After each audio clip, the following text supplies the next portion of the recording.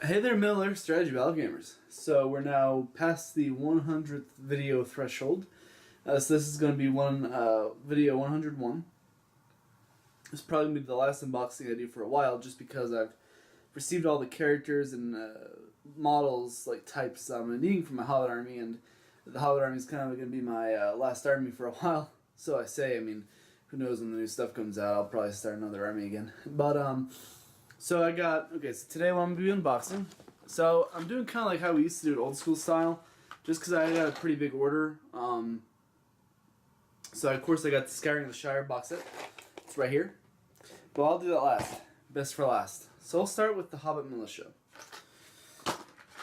which is this. Okay, so Hobbit Militia are pretty much the core troop for the Hobbits.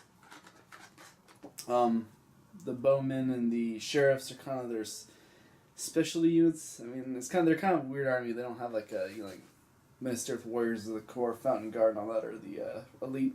But if I had to say, the Hobbit Militia are the cheapest unit, so they're probably the core troop, the most common. So right off the bat, you look at their profile. They have magic resistance, throw stones, which is standard for every Hobbit in the game. Movement 4, fight value 1, strength value 3. Defense 3, 1 attack, 1 wound, courage 3. So, okay, look at their stats. Fight value 1, I think, is the lowest in the game. I can't think off the top of my head anyone else who has a lower fight value. If there's anyone out there who knows, let me know. Well, they're probably guys equal to fight 1, but I don't know of any who are. So, anyway, I got a bunch of these sheriffs, or sorry, not sheriffs, militia in my army. I have like 36 or something, just militia. So they do have an additional rule. If you have Merry, then you can upgrade them to battle and brandy bucks, which gives them strength 3 instead of strength 4. You got to pay a little bit of points for it, but I heard some people say it's not worth it because the axe guys can piercing strike, but I'm thinking you got guys with hammers and you got guys with swords. So having the strength 3 is kind of the difference between, so defense 7, you're going to need 6s by 4s of strength 2, where you just need 6s with strength 3. So I'm thinking dwarves, maybe some higher defense Gondor, higher defense Mordor stuff.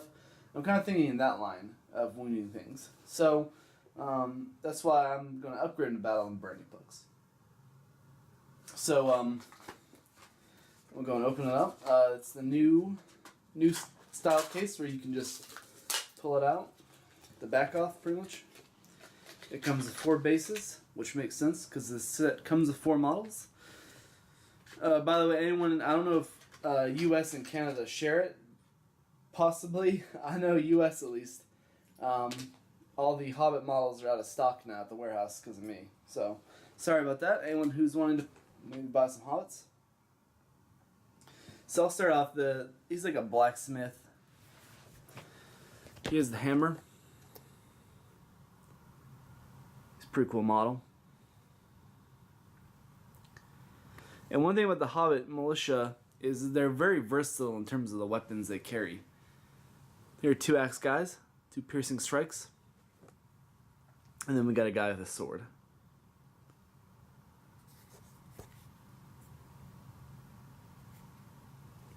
Okay, so that's all the militia. Comes with 4. I think those are the only poses they've ever had of them. Now this is the Archers, Hobbit Archers, or yeah, Hobbit Archers is what they're called. Now the reason why I actually think Hobbits are really solid, I mean, other than having a huge number, is their bows. So when I first was saying about playing, okay, I kind of want to have a numbers army. Okay. I looked at Hobbits, I was like, you know, they have bows, and they shoot them 3-ups, so they're essentially rangers in terms of shooting,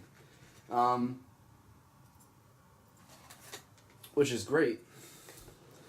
So I'll go over their profile real quick.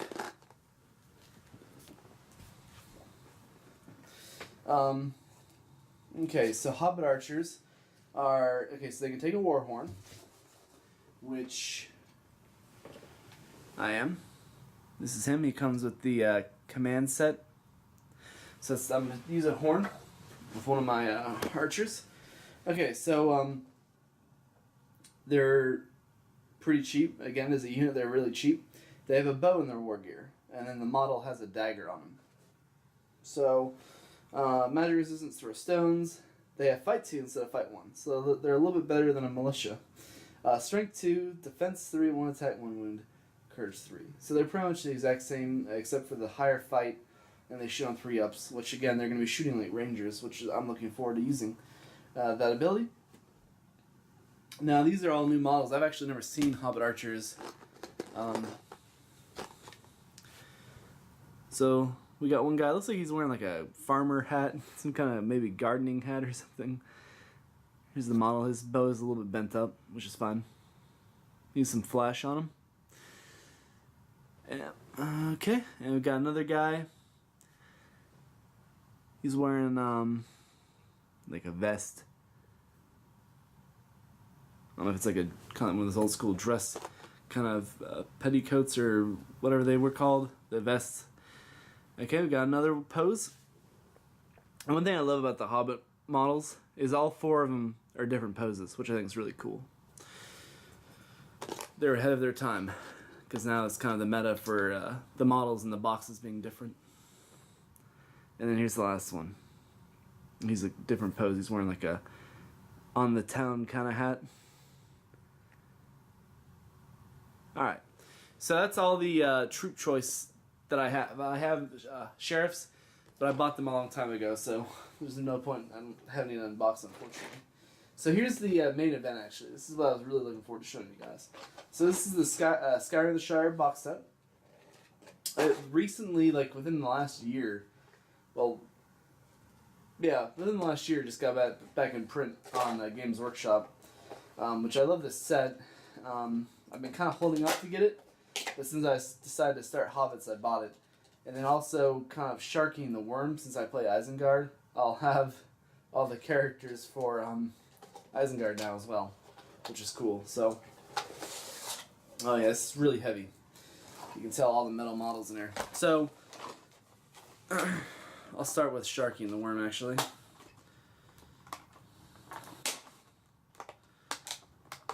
Okay.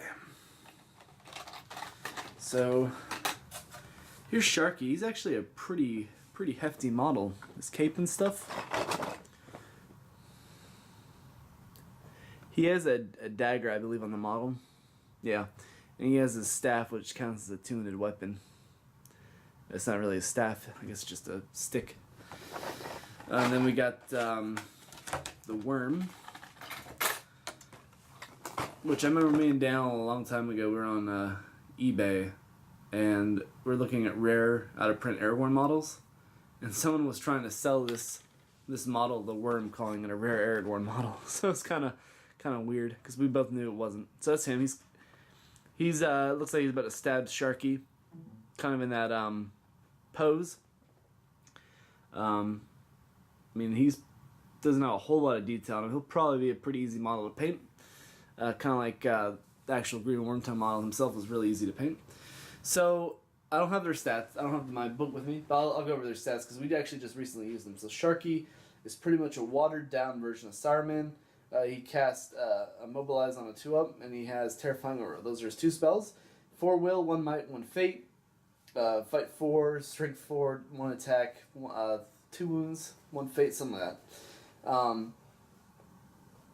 Now, the rule is they come together with Sharky, pretty reasonably priced. And if Sharky has 1 wound left, then the worm has to start moving towards him to attack. So, it's actually a pretty cool rule, because we were playing with him the other day, like I was proxying him, and there was a point in time where I was actually scared, because Sharky and the worm were next to each other. Sharky was surrounded, well, he wasn't surrounded, but he was against 2 Ministerial Warriors. So I was like, okay, well, if he wins and wounds me, and if I fail my fate, then Sharky's the worm is next to me. So I was kind of worried that I was gonna the worm was gonna kill my Sharky model. He was our general, because we were doing a doubles practice. So he was the they got to pick who our general was. So it's pretty cool. And then the worm isn't like Wormtongue himself. He has he's pretty much just a body to throw in there for real cheap. He's like fight 2. strength 3, pretty low stats. So now we got the Hobbits. Now I always get confused who's who. So we got Peregrine Took, Captain of the Shire, and the Pony. We got, I believe this is Merry, Captain of the Shire.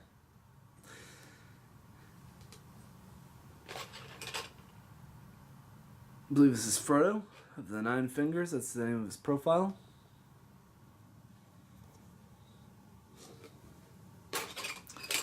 And I believe this is Sam. Yeah, it is, because he has Sting.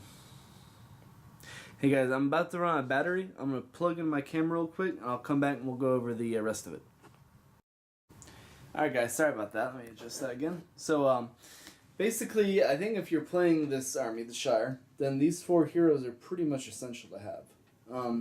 Not only because of, like, it's kind of weird because Hobbits are the only army in the game that I don't think have a actual, well, okay, with the exception of, like, sub-armies, they don't have, like, a core captain kind of militia kind of choice, so they only have characters.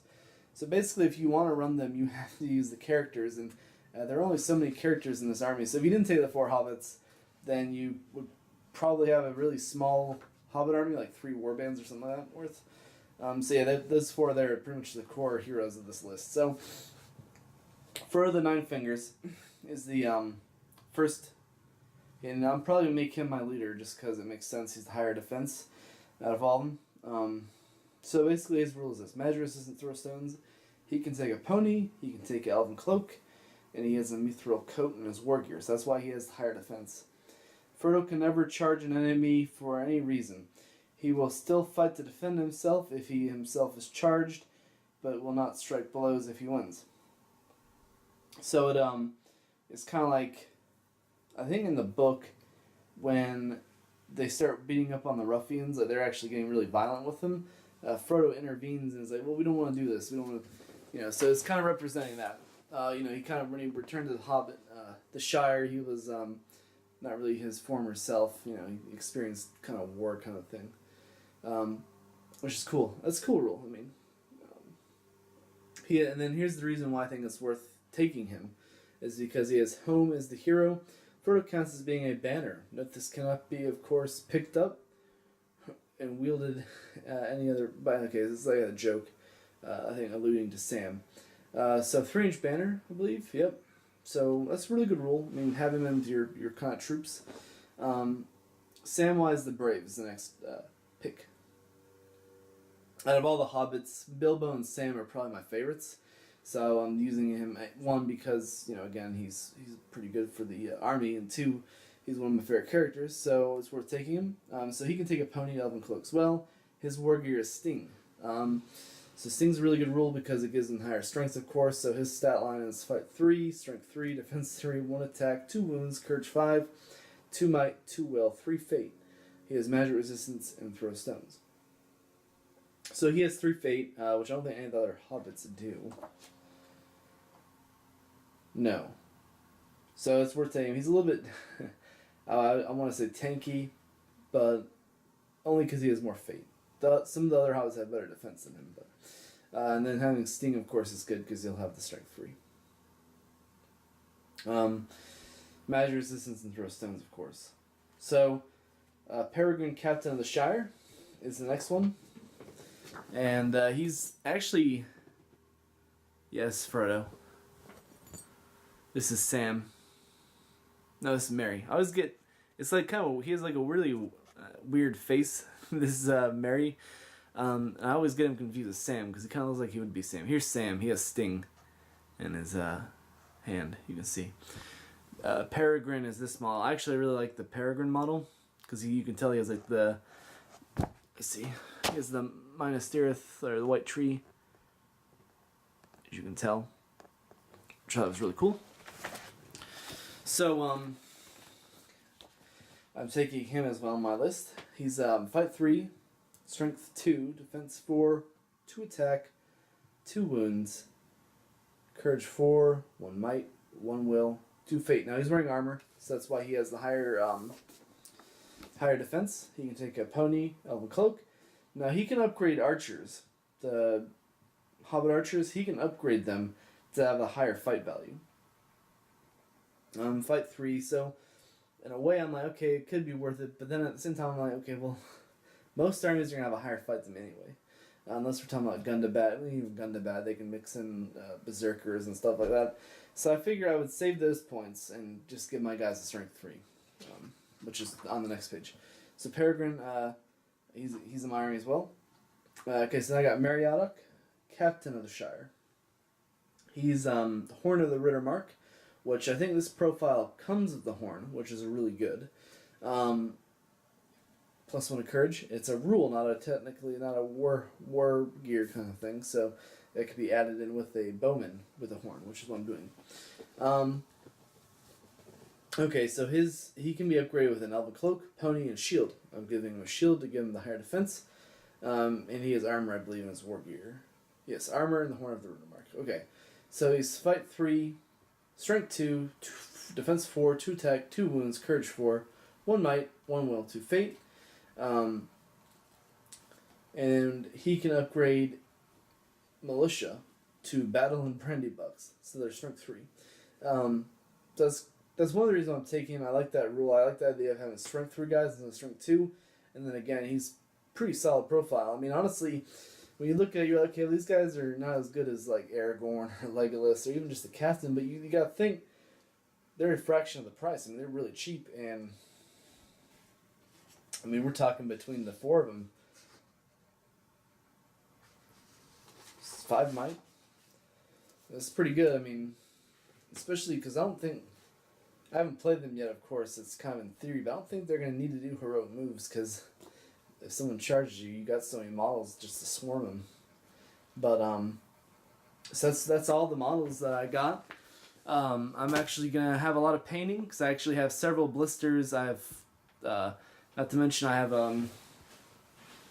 another 12 militia that came in on the mail since I made them all out of stock. I had to get a few extra. So, yeah, I got a lot of painting ahead of me. I got probably a lot of practice games, because I'm maybe thinking about taking Hobbits to Nova. We'll see how I like playing them. But nonetheless, it'll be a cool army for you guys to see on the table. So if you like this video and want to see more, I actually enjoy doing unboxings, because A, it gives me an excuse to get more models. 2, I just like getting new models in general. And 3, I like sharing the knowledge. So if you guys like the video, please like, share, subscribe, comment. Maybe comment and see some unboxings you'd want to see. Maybe some Hobbit themed models, maybe some of this. I'm down. So just comment below. And happy wargaming, guys.